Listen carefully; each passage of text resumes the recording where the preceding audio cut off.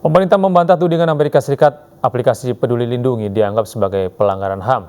Kementerian Kesehatan menyebut Peduli Lindungi berfungsi sebagai alat pencegahan pasien COVID-19 dan warga yang berisiko berkeliaran di ruang publik.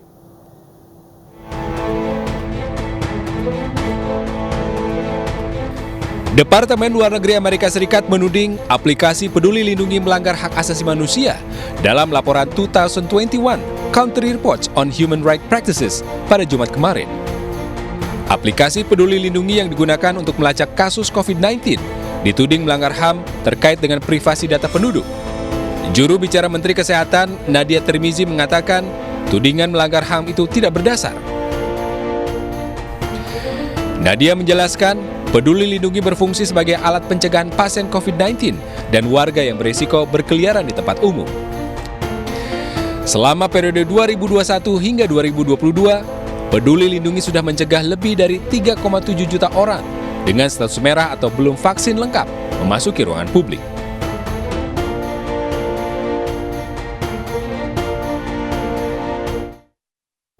Menko Polhukam Mahfud MD menolak tudingan Amerika Serikat aplikasi Lindungi melanggar HAM. Menurut Mahfud, tuduhan bahkan ada potensi kebocoran data pribadi pada aplikasi Peduli Lindungi bisa terjadi di semua aplikasi.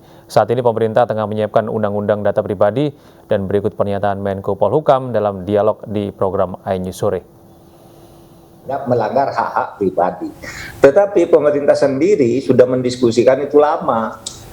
Kita ini melindungi masyarakat secara kolektif, karena kalau bicara soal hak asasi itu ada hak asasi yang sifatnya personal, privat tadi, di mana masalah-masalah pribadi tidak boleh dimasuki, tapi kemudian ada perlindungan kolektif.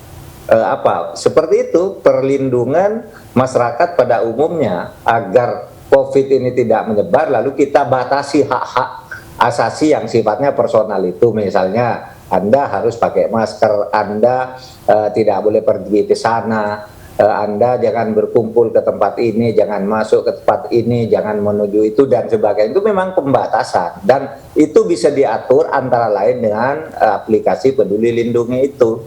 Nah, oleh sebab itu kita lihat saja hasilnya itu dari berbagai pemeringkatan keberhasilan, Indonesia kan jauh lebih baik dari Amerika ya di dalam menangani COVID. Ya, misalnya dari Lowy Institute di Australia itu meletakkan Amerika justru ada di bawah sekali penanganan COVID-nya itu bersama Iran, Brasil, Kolombia gitu. Amerika ada di 5 terbawah. Nah, Indonesia kan masih jauh di atas itu. Di ASEAN, Indonesia itu nomor 1. Baik.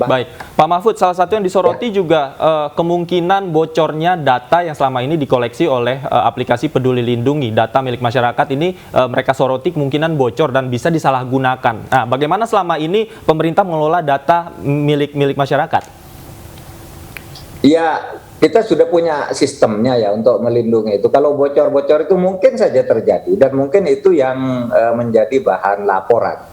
Tetapi seperti kita tahu bahwa berita kebocoran itu udah lama sebenarnya. Sebelum musim COVID saya kira udah lama ada data-data bocor itu. Dan itu terjadi sebagai risiko di mana-mana ya muncul. Dan itu terus kita perbaiki.